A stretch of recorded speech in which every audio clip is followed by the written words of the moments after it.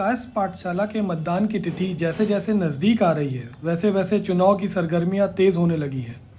इस चुनाव में पूर्व में कार्यकारिणी सदस्य रहे डॉक्टर सिन्हा व चौधरी राघवेंद्र नाथ सिंह के बीच सीधी लड़ाई दिख रही है। जहां चौधरी राघवेंद्र नाथ सिंह अपने कार्यकाल में किए गए कार्यों का हवाला दे रहे हैं, तो वहीं विपक्षी प्रत्याशी न्यासधारियों को बड़े बड़े सब्ज बागान दिखा रहे हैं। आरोप प्रत्यारोप का भी दौर चल रहा है। विपक्ष की ओर से दावा किया गया है कि चौधरी परिवार ने अड़ंगा न लगाया होता तो अब तक एक कमला प्रसाद सोसाइटी द्वारा भव्य हॉस्पिटल चालू हो गया होता। हमने इस संबंध में कायस्थ पाठशाला के महामंत्री श्री SD कौटिल जी से बातचीत कर जानना चाहा कि आखिर ये कमला प्रसाद सोसाइटी का मामला क्या है।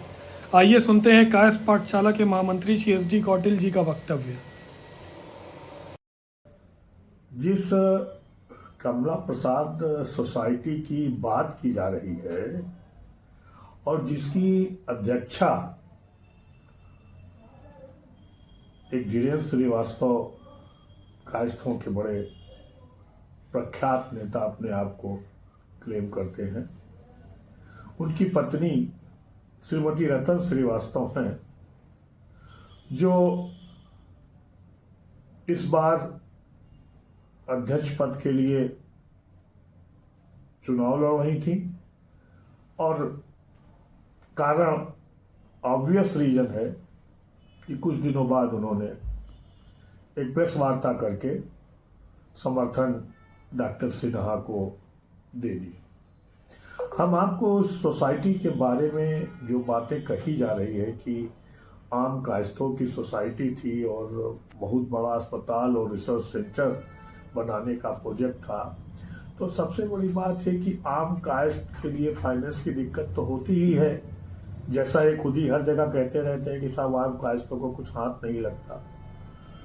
तो इस कमला प्रसाद सोसाइटी का जन्म कब हुआ था मैं आपको बता दूं। देखिए, जन्म ही इसीलिए हुआ था कि जमीन लेनी है।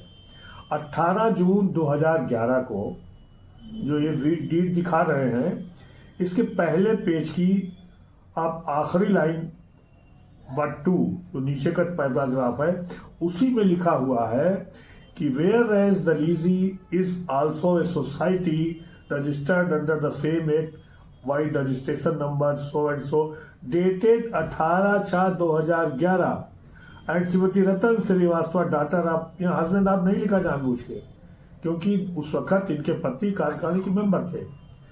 तो daughter of Shri Mahavir Lal Srivastava is presently president. तो ये आपने तारीख देखा कि 18 जून 2011 को इस सोसाइटी का जन्म हुआ। इस सोसाइटी के जन्म होने के बाद अपना जो भी खिचड़ी पकी हो अस्पताल खोलने की, जो इनके दिमाग में योजना आई हो, मैं केवल आपको कानूनी पहलू बता रहा हूं कि क्या ये एग्रीमेंट जिस पर ये आज दावा ठोक रहे हैं, क्या कानूनन वैध है? क्या डॉक्यूमेंट इसको इस पर विश्वास किया जा सकता है? इनका इसी डीड में लिखा हुआ है कि 17/8/2012 की एग्जीक्यूटिव काउंसिल और 14/10/2012 की दूसरी मीटिंग में ये स्वीकार किया गया कि ये जमीन इनको लीज पर दे दी जाए। ठीक है, स्वीकार किया आपने, दे दी गई आपको, मगर क्या ये ट्रांसफर कायस्थ पाठशाला के नियम के अनुकूल है? जो नियम कायस्थ पाठशाला का कहता है 18H जो 14/10/2012 के पूर्व में प्रचलित था, उसमें 18H में यह स्पष्ट लिखा हुआ है कि आपको जिला जज की अनुमति लेनी पड़ेगी। ये मैं आपको रूल 18H भी कोट करके दिखा दे रहा हूं, जो स्पष्ट करता है पावर ऑफ गवर्निंग काउंसिल में transferring the इमोवल property of the पाठशाला बाय सेल, मॉर्गेज और एक्सचेंज इफ नेसेसरी और बेनिफिशियल टू द पाठशाला with the permission of district जज। ये कायस्थ पाठशाला के रूल में ही लिखा हुआ है, ये कायस्थ पाठशाला का रूल है। आप इसका अवलोकन करेंगे। ये रूल 1991 में प्रचलित हुआ था, तब लागू हुआ था। अब जब रूल से कोई रजिस्ट्री या एग्रीमेंट प्रेसिडेंट को अधिकार ही नहीं है, तो वो डॉक्यूमेंट अपने आप में एब इनिशियो शून्य माना जाता है।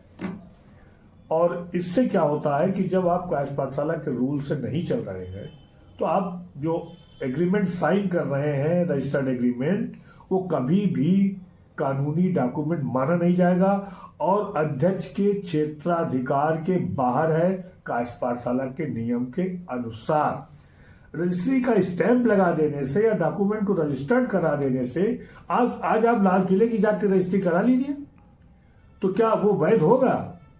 आप रख लीजिए रजिस्ट्री करा कर, या गंगा जी का पानी रजिस्ट्री करा लीजिए, क्या वो वैध होगा?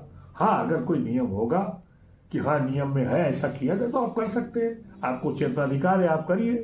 कोई हाम टाम डिग्री बन के साइन कर दे और आपसे एग्रीमेंट कर ले और फिर आप बताएं कि हमने 10,000, 20,000, 50,000 का स्टैंप ड्यूटी दी है, तो हमारा डॉक्यूमेंट लीगल है। ये डॉक्यूमेंट सरासर इलीगल है। जब इनको उस डॉक्यूमेंट पे कार्रवाई करने के लिए इन्होंने हम लोगों को प्रेशराइज किया, एक तरीके से समझिए कि धमकी दे रहे थे, और वहां पर कब्जा करने के लिए फावड़ा गैता ले जाकर रखा, इतना तो सब सही है। मगर ये जो उनके आका बता रहे हैं कि करोड़ों करोड़ों का वहां माल रख दिया था, लाखों का बिल्डिंग मटेरियल, और सब तालाब में डाल दिया, ऐसा कहीं होता है? किसी का छोटा सा मोबाइल गायब हो जाए, कोई छोटा सामान चला जाए, तो फटाक से जाके FIR लिखाता है, कार्रवाई करता है और दोषी को अभियुक्त को सजा दे। ऐसा कुछ भी नहीं हुआ। इतना बोलने को आप बोल दीजिए, क्योंकि आप जानते हैं कि कायस्थ न्यासधारी बड़ा बेवकूफ है, आपके झांसे में आ जाएगा। आप बोल दीजिए आपको जो बोलना हो। तो डॉक्यूमेंट एकदम इलीगल है।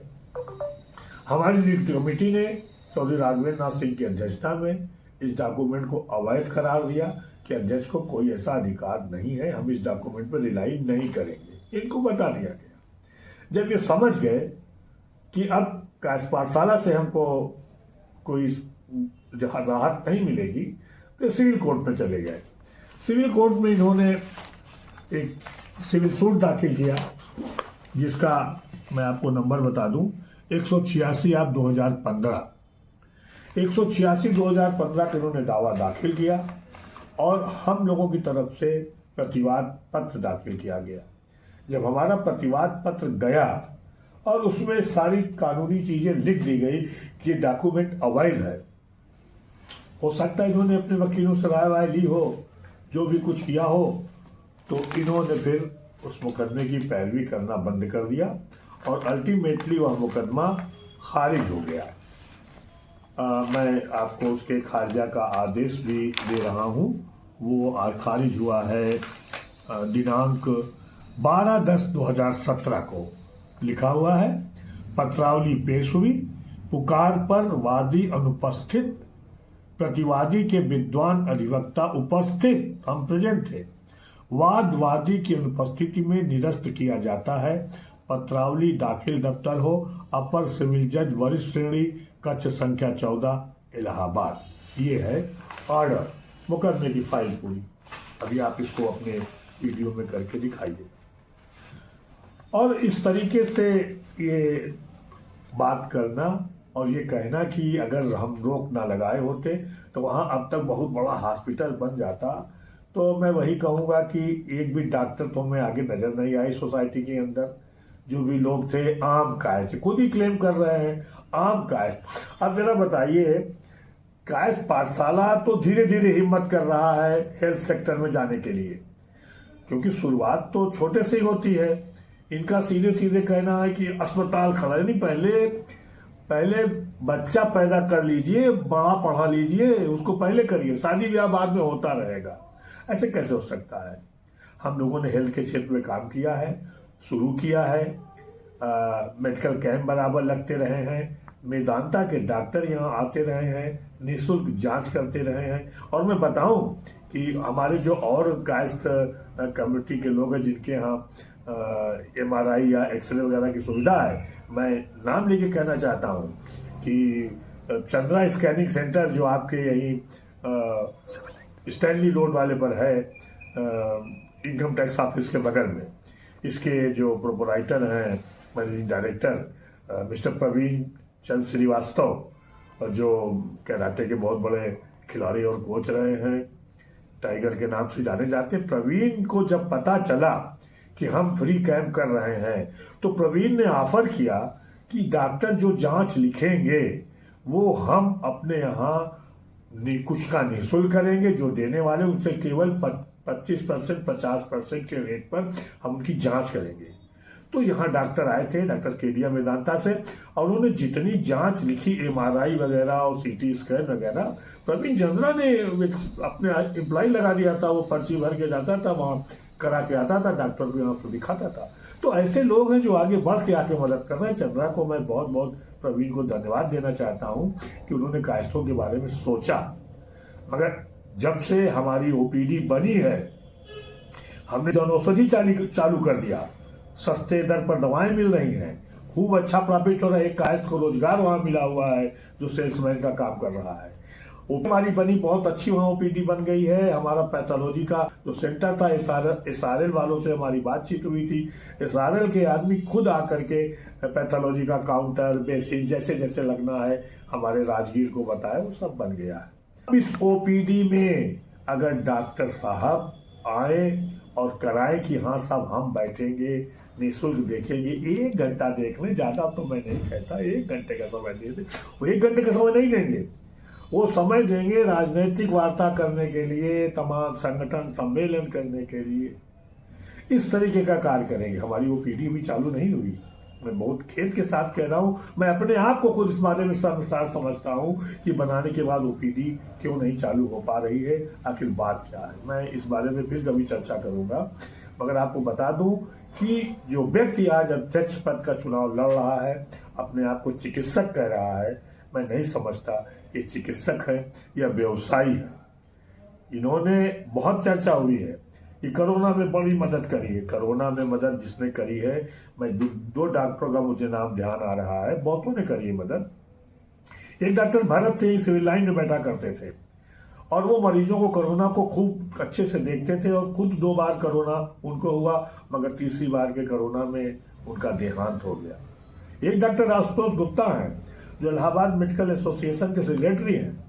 उन्होंने कोरोना के पेशेंट को विधिवत और खूब कायदे से देखा, और कई बार कोरोना से वो पीड़ित भी हुए, पर भगवान ने उनकी मान मर्यादा रखी। ऋषि सहाय जो सरकारी डॉक्टर थे, उन्होंने पूरे इलाहाबाद को कोरोना, मैं तो क्योंकि कोरोना का जो PIL हाई कोर्ट में चल रही थी, मैं उसमें एक पक्ष से वकील था, मैं देख रहा था डॉक्टर ऋषि सहाय को किस तरीके से वो कर रहे थे। और दोबारा जब चला तो ऋषि सहाय को प्रतापगढ़ भेज दिया गया था, वापस बुलाया। ऋषि सहाय ने काम किया है कोरोना में।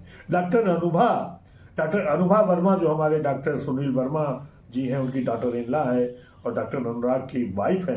अनुभा ने पूरे रात वहां रहकर, फिर क्वारंटाइन रह करके, होटल में रुक करके, अपना, उसके छोटे छोटे बच्चे थे, उसने काम किया है। इन्होंने क्या किया, इन्होंने डॉक्टर SM सिंह को पैसा दे करके उनका अस्पताल किराए पर लिया, उनकी जगह किराए पर लिया। क्यों? क्योंकि बहुत अच्छा पैसा इनको मिल रहा था। किराए पे जगह लेकर इन्होंने अस्पताल शुरू किया। अरे आप अपने अस्पताल में ही सारा कुछ करते हैं।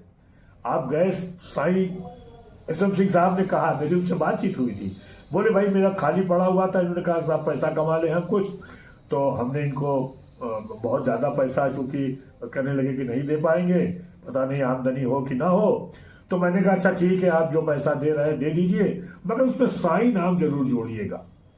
तो वो साईं द्वारका हॉस्पिटल के नाम से कोरोना वाला अस्पताल चला इनका। तो क्या कहते हैं, क्या करते हैं, कौन सा अस्पताल खोलेंगे? कमला प्रसाद सोसाइटी पैदा नहीं हुई, इतना बड़ा इंटरनेशनल स्तर का रिसर्च सेंटर खोलने की बात करती है।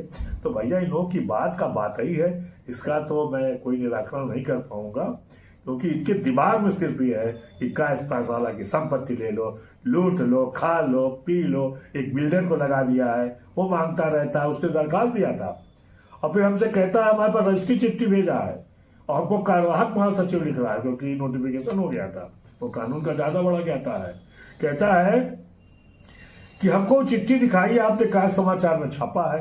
अब वो प्रिंटर की गलती से वो चिट्ठी छप नहीं पाई थी। फिर उस चिट्ठी को मैंने, जिस दिन जनरल हाउस की मीटिंग थी, कॉरिजेंडम में बना करके, इराटा में उसको सबको दिया गया।